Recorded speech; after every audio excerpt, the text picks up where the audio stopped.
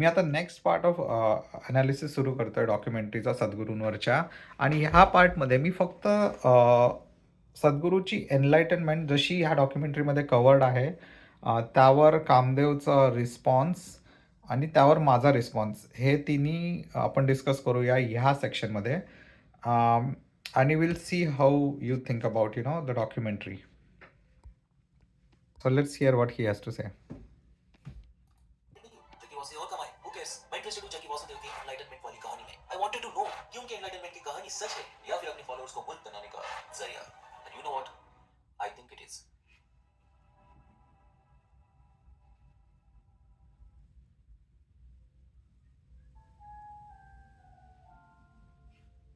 जग्गी जी अपनी किताब में लिखते हैं, एक धुपे हुए जामुनी के एक पत्थर पर बैठे हुए थे. उनकी आंखें खुली थी और अचानक उनके साथ कुछ तो होने लगा. He says, and I quote, मैं अपने पूरे जीवन काल में यही सोचता था कि मेरा मन और शरीर यानी मैं हूं और दुनिया यानी जो बाहर है, लेकिन अचानक मैं जान नहीं पा रहा था कि क्या मैं हूं और क्या मैं नहीं हूं. जो सांस मेरे अंदर जा रही थी, जिस पत्थर पर मैं बैठा हुआ था, मेरे आसपास का माहौल, सब कुछ मेरे अंदर समा जा चुका था. जो मैं बन चुका था वो इतना बड़ा था कि वह जगह मौजूद था.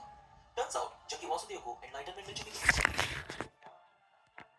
उस घटना के बाद जग्गी वासुदेव के साथ उस घटना के बाद वही सिमिलर एक्सपीरियंस है जग्गी वासुदेव के साथ फिर से होने लगी. जग्गी जी को तो पता नहीं था कि एक्सपीरियंस जो वे महसूस कर रहे वे क्या है, लेकिन वे कहते हैं कि अब उन्हें परमानंद का सुख मिल रहा था. 7-7 घंटे गुजर जाते थे और उन्हें लगता था 2 ही मिनट गुजरे. अगले 6 हफ्तों में ये अनुभव उनके जीवन की जीवित वास्तविकता बन गई.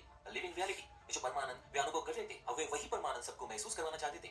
Armed with this experience, I started creating methods and systems through which every human being could access that intelligence and that capability within the system which can make a piece of bread into a human being. उन्होंने ऐसे में सो ही एनलाइटनमेंटची story आहे. आणि त्याच्यानंतर how Sadhguru wanted to create methods to make others feel that. आणि आता ही ह्याच्यानंतर आपण ऐकू की कामदेवला काय वाटतं ओव्हरऑल एनलाइटनमेंट ह्या कॉन्सेप्टबद्दल. सदगुरु जग्गी वासुदेव को ये एनलाइटनमेंट बेचते बेचते 30 साल से ज्यादा हो गए, लेकिन उनको छोड़ के एक भी व्यक्ति को एनलाइटनमेंट मिली है क्या? और मिल भी नहीं सकती, क्योंकि ओशो की लॉन्ग टाइम सहयोगी मां आनंद शीला कहती है, He dangled the carrot of enlightenment. He declared few people enlightened. It was a hoax. In that sense, yes. Enlightenment एक छल है, झूठ है, धोखाधड़ी है.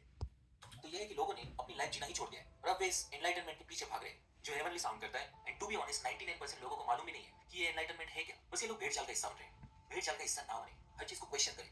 एंड आई नो हम इस समाज और परिवार के लूप में फंस चुके हैं, लेकिन अगर आप इससे थोड़ा बाहर झांक कर देखोगे तो जिंदगी बहुत खूबसूरत है. Life is beautiful. जिंदगी से बड़ा प्रेशियस गिफ्ट और क्या हो सकता है. पहले इसे तो ढंग से जीने की कोशिश कर लो, फिर एनलाइटनमेंट की सोचेंगे. ये सब ना. Okay, so now we know की कामदेव कुठे स्टँड करतो एनलाइटनमेंटबद्दल, राईट. तर मला आता